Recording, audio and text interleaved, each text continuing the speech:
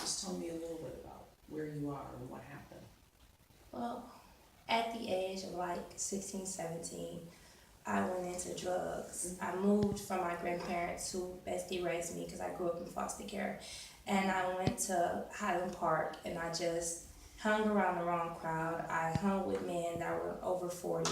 So between hanging with them, hanging with different people, and people always telling me like, you're such a kid, don't do this like us. You're a little kid, go home. Like I had something to prove. And I was one of the ones Miss Gar talked about saying that I thought I knew everything. And because of it, it led me into a heroin addiction and prostitution. So at 18, I ended up being in and out of treatment centers. So by the time I did get afforded the opportunity to go to Job Corps, my mind was ready, but my heart wasn't ready to let it go. So in and out of treatment centers and in and out of programs, I was tired. So I think it took me literally to figure out like I just can't keep doing this with my life. And because of it and my lifestyle, I settled down. I had a son at 21, but then later that year, right after my son, I was diagnosed with HIV.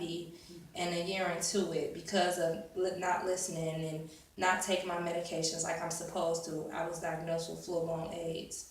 So it's a struggle between me having full blown AIDS and me just trying to just be normal because I've never been normal my whole life. I've never been one of those females who had female friends or had kids my age. Like everybody I hung out with was always 30 and older. So just to even be awarded the opportunity to hang out with Miss Garth now, or I spoke at her last gala, and just being able to talk to different people and letting them know like this doesn't have to be your story, because I feel like even though this is my story, I know it's for somebody else. Like I know that my test is my testimony for somebody else's trials. So I just keep using it and I keep saying the scripture like you should live and not die. Like I keep saying it every day. Like they spoke it into me until I got enough strength to say it for myself. But just I'm learning not to give up on myself. Like even though I go do stuff every day, even though I'm sick every day, I'm in and out the hospital every month.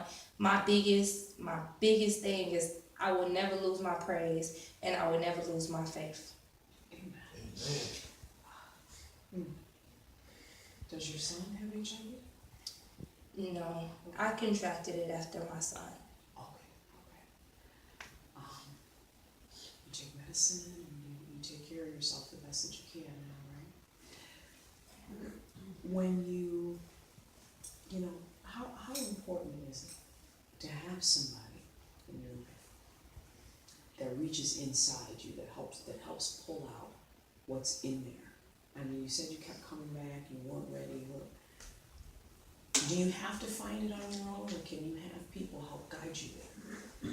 For me, growing up, I never really had people tell me they love me. Like I have my grandparents who were my everything and helped raise me, but to actually have somebody always speaking into your life or always telling you you're gonna be somebody or always telling you you're gonna be something was hard for me because I was the youngest of four other sisters. So I was kind of didn't get the attention. So because of it, I sought attention in any way, and it didn't matter if it was positive or negative. Whatever got me the most attention, I went for it. But to have people like Miss Garth, and to have people like my spiritual mother, and to have people like my godparents, and just to have people just to say I love you was so necessary because growing up, the only people that used to say they love me were people I was sleeping with or was people that was getting money from me or I had to do something in return. So to have somebody actually say I love you and I mean it, to even have somebody touch me and give me a hug,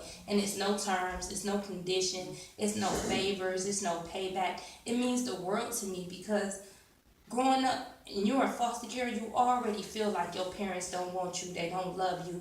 But to hear just people say they don't want you, to hear a mother say they don't want you, they don't love you, to hear so many people say that, you just long for anybody, somebody to just look at you and see you despite your flaws, despite everything you got going on, despite your dysfunctions, just to see you as a person and you as a child of God. It's so necessary because we don't get it. We're so hidden and so unseen. Like, honestly, I feel like we're a generation of the lost. Like, nobody is Nobody is grabbing our hands. Nobody is really saying, I'm here for you. And the ones that do, they're the ones that are being ridiculed and talked about. And they're the ones that feel like it's so much going on that they don't want to take it on. They see one bad thing and they think that automatically you're a bad seed, instead of getting to the root and the deep pain of why you really are the way you are. Because honestly, sometimes it's just because you're unloved, or it's just because you're invisible. There's a wonderful woman in you, and it takes people to get to the root, like you said, and not just write you off. You know, that's what this is about. That's what she's doing. How do you feel? You okay? How do you feel now, as a woman now?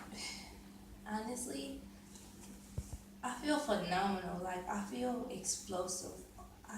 I feel so much better because not just Miss Garth, but just my imagined mentors in a whole, and just everybody that has been speaking into my life. And even though I did go down the wrong path, just to now be an adult and deal with the same situations. If I was literally to have to deal with everything, or the AIDS or HIV, while I was 18, 19, I think I would have committed suicide. But to have people actually speaking into my life, it causes me to live. And now I can honestly say, like, watching my son grow up and watching the smile on his face coming from a kid who never frowns, never cries, it just lets me know that the joy that I really have inside is a reflection of others, because everybody I'm surrounded by is such happy people.